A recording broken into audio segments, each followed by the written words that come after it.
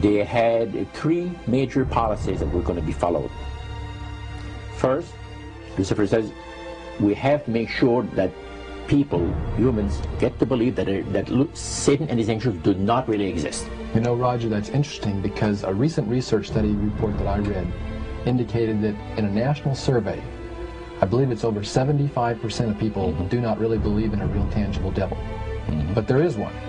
Oh, yeah. Oh, the next thing, the three-parts policy that they had adopted there, the second one was to find a way of being able to get total control of people's minds. And that would be done by taking hypnotism out of the realm of the occult and introduce it as a new science for the benefit of mankind.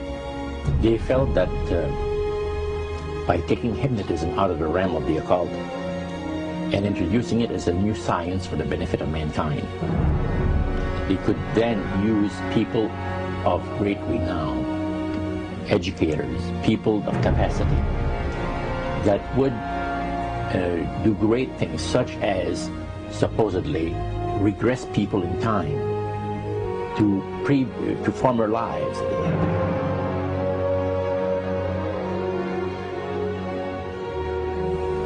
And of course, after the session is over, the person would not know a thing about ancient history. And the person she or he has talked about performing, you know, certain deeds, let's say 3,000 or 4,000 years ago.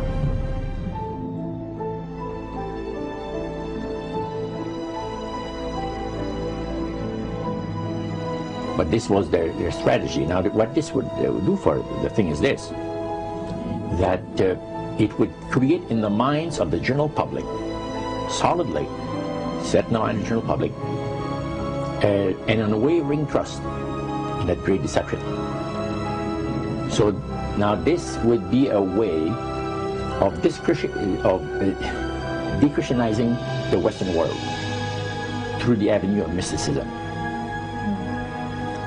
The three things were, number one, that they did not want Satan did not want the human family to think that he or his angels existed. Right. The second point that you made had to do with taking control of people's minds. That's right. The third point was what? Was to destroy the Bible without burning it. Okay. See? And what was his strategy on that? On that, it was very interesting.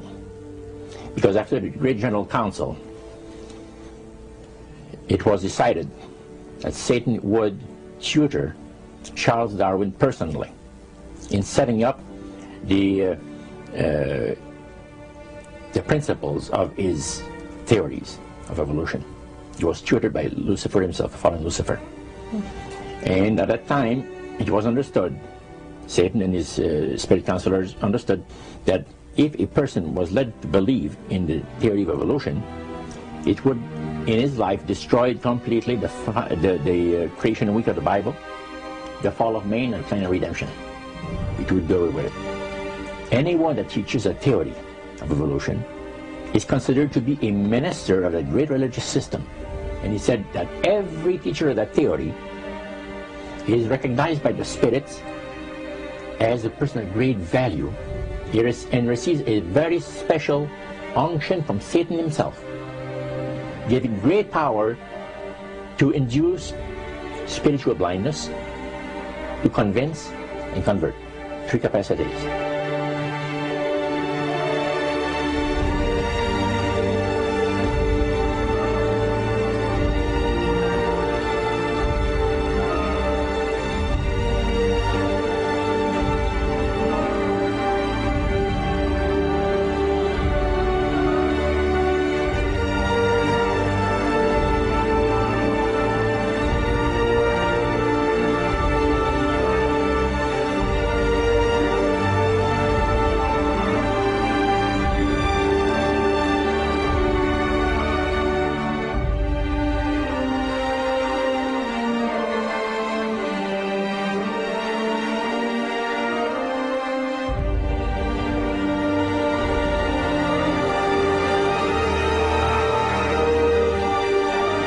This is the grain plane, the master's grain plane.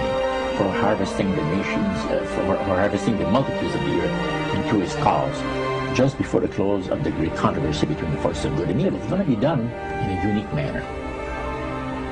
This grand plan is going to take people are going to eat the stuff. Because it says spirits, demon spirits, will declare themselves to be inhabitants of far distant planets in the galaxies that are coming to warn the inhabitants of planet Earth of the impending destruction of the planet unless something seriously proper is done to avoid it.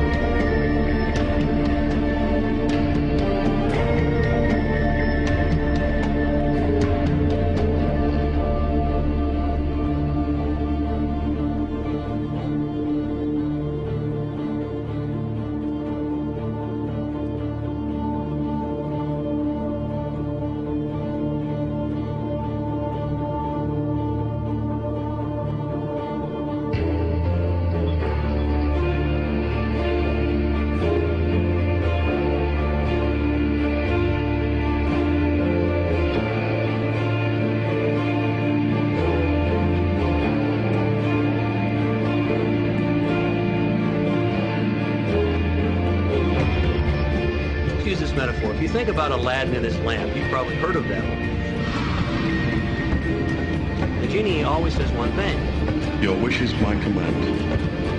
You know, the universe is this great genie, and your conscious mind is Aladdin, who formulates the intention of what you choose for your life.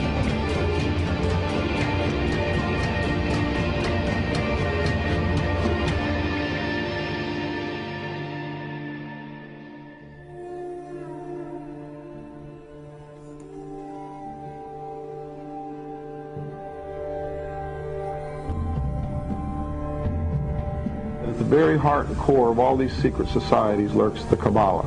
It is a method of encoding information through a system of mathematics and numbers. These people that belong to the secret societies never dared to write down in any language what they knew, what it was that they were guarding, because then someone could steal it and then the secret would be out.